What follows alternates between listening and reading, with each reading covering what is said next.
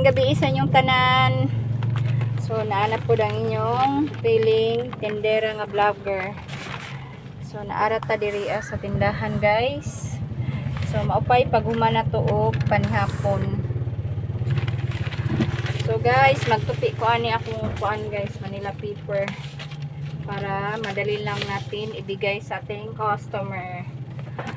So simulan na natin guys. So noon guys, bibili kami ng ganito, nakatupi na. Ngayon hindi na, kami na ang magtutupi. So pahirapan. Isa, pila man na. So may makasinsilyo guys.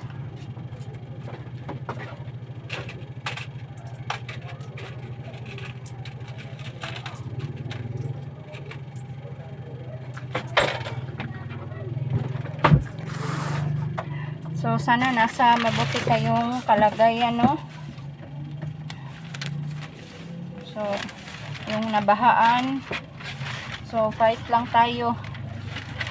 Habang may buhay, may pag-asa. Ganun talaga ang life.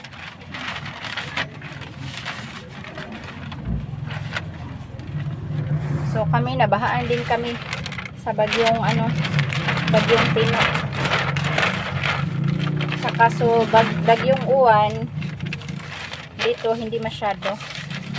Pero meron pa rin sa lugar namin dito na sila pina-evacuate kasi lumapaw yung tubig sa kanilang bubong. Yung kasagaran yung kahumayan, yung anong tawag nito sa Tagalog oy? Yung sakahan nila naging na dagat. So kami nasa city, okay lang naman. So sa awa ng Panginoon, no, never naman tayong nag-evacuate sa awa ng Diyos.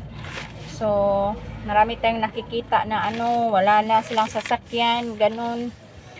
Sa work lang tayo. So ang importante pa rin is ang buhay. Makikita lang naman yan yung mga bagay-bagay, basta magsumikap tayo, no. Ang importante pa rin is ang buhay natin.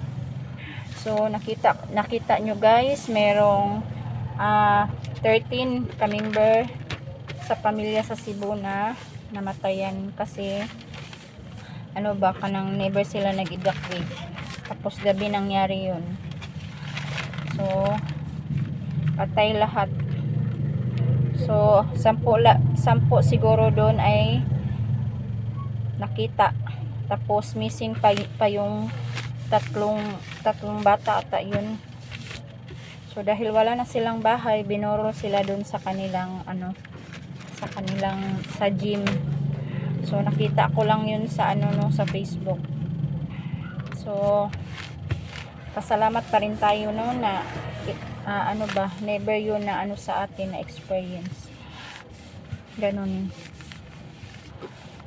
So kung din yung sa local official din natin, kung sabihin na nga lumikas na, wag na matigas ng ulo kasi para din yun sa atin. Kasi pag panahon, hindi talaga yan ma-predict. So lalo na pag meron ka ng anak, pag ganung mga pangyayari na sabihin ng mga taga-barangay na lumikas na kasi delikado, likas na agad. Wag na pa kasi yung mga rescuer natin is limited din. Paano kung mangyari is gabi, so paano ka ma-rescue? Ganon. So hanggat may panahon pa, so mag-evacuate na. Ganon. Kasi mostly yun sa ba yung sa tabing dagat, sa tabing ilog yung nangyari. Say matara.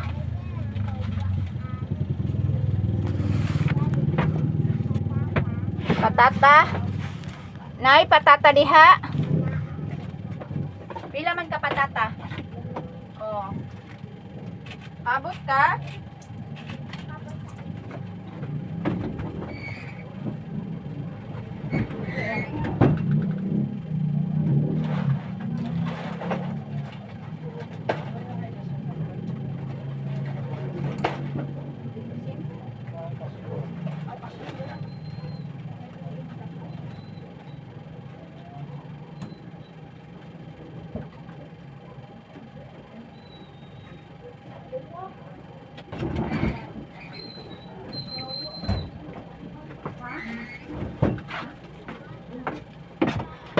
So di rin ako nakapag-vlog guys kasi wala ng kuryente dito sa amin dahil sa lakas ng hangin.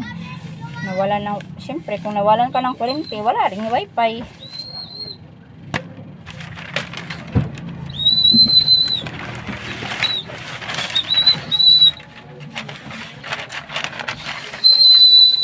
Saba, Bi!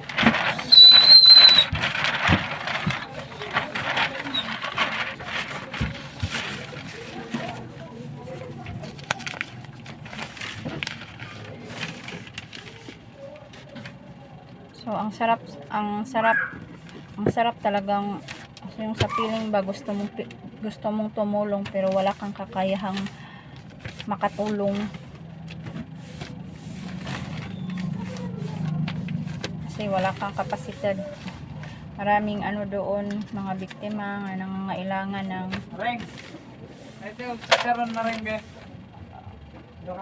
nangangailangan ng tulong, sama ng damit. Unsa man ni? Chicharon ba doa? Saan si Charon? Ano ba? Tag City man. City na ba rin? Oh. So, Ala, dos. Malas. Okay, pangkawaring eh. so di tayo makatulong kasi nasa malayo tayo.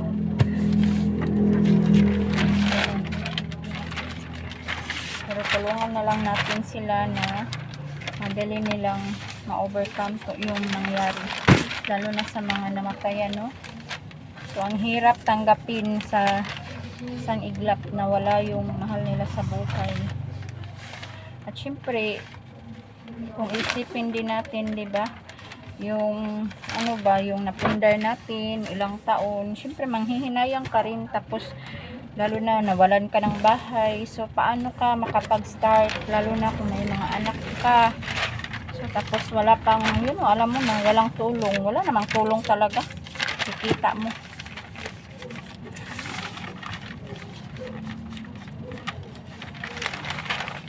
So, ang hirap, hindi mo, ha? Say mo, Wing? Itom?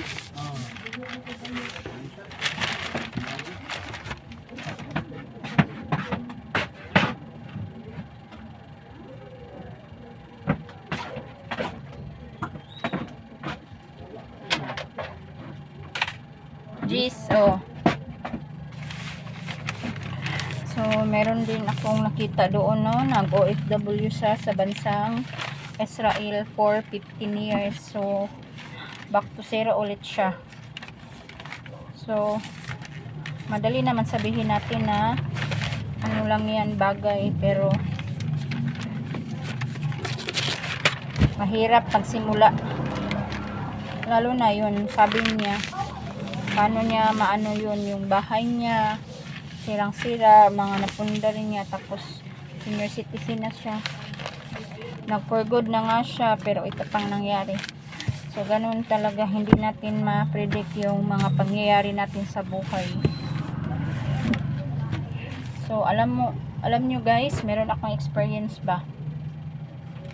Last year ata yun. Last na po, captain. Pila ka buok? Isa niya tingin.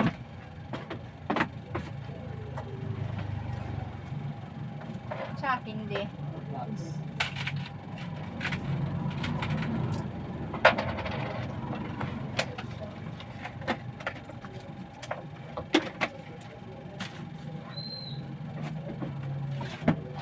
So, na-experience ko to ba, yung kapitbahay namin nasunog yung bahay niya. Pero yung bahay nila is malapit na sa amin.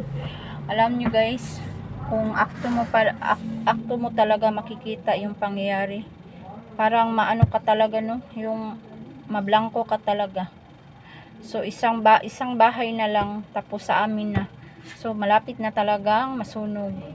So, ang maganda doon is may isang bumbero na umano talaga, yung pumunta talaga sa bahay, inuna yung pag-spray ng tubig sa amin para di umano tumakbo yung init sa amin.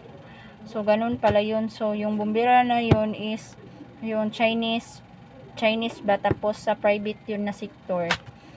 So doon guys, alam nyo guys, yung Durabox na ano ko yun, na anong tawag ito, na alsa. Tapos pagkatapos na okay na yung ano, hindi ko na mabuhat-buhat pagkatapos ng sunog.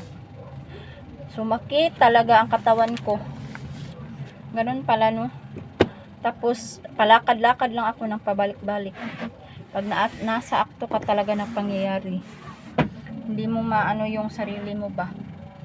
Kasi wala talaga ako sa panahon yun yung nagkasunog yung kapitbahay namin ba. Yung iniisip ko yung mga anak ko.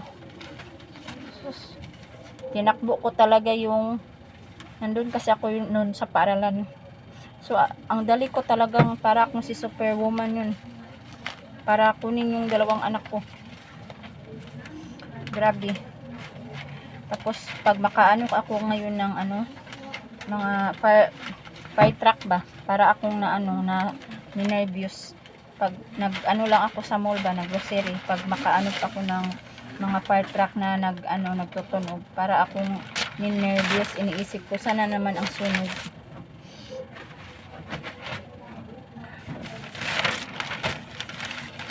So hi, dito na lang ako guys, pagpatuloy ko na lang to. So don't forget to subscribe my channel, Nanan Kids. Please like, comment, and share my videos. Thank you for watching. Have a nice day. Bye.